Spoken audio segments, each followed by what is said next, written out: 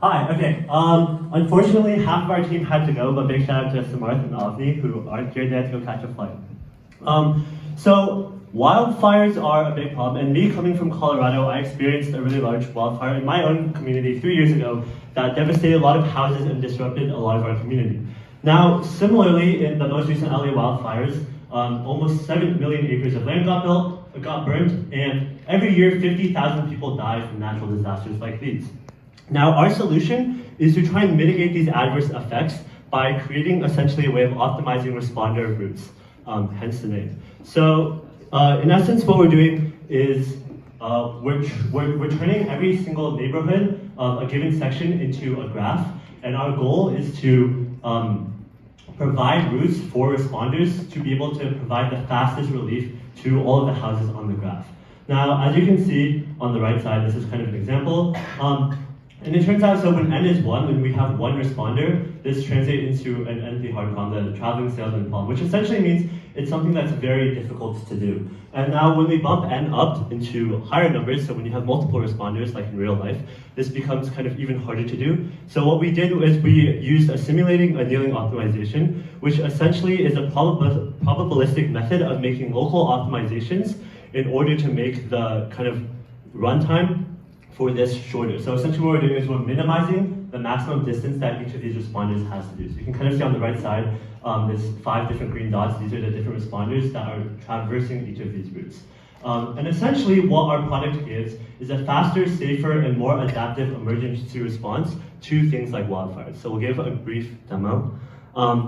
So this is the dispatch service. You can enter any location. In our case, we've chosen the Pacific Palisades in California, which is where a lot of the wildfires recently happened.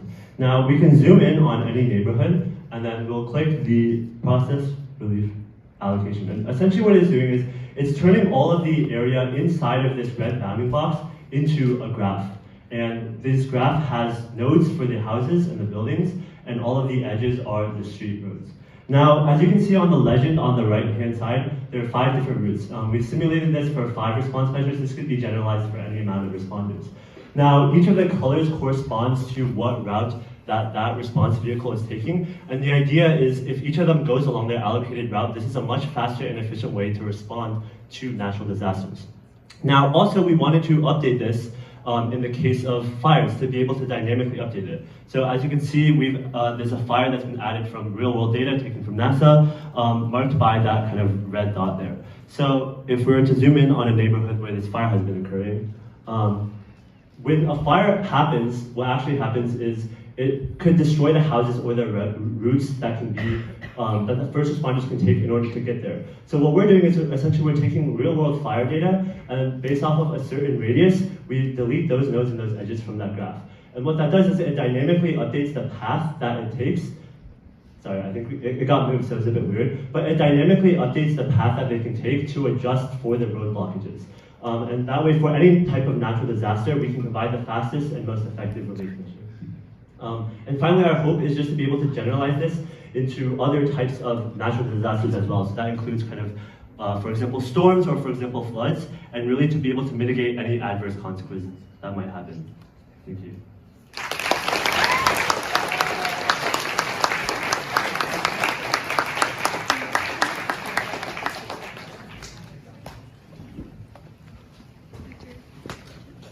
Awesome, thanks so much guys. We really did appreciate this project as well. We thought that the algorithm analysis was extremely impressive, and as some fellow algorithm takers and failures ourselves, we were very impressed at the modifications that you guys did in order to run this, and we think that the cause is really meaningful.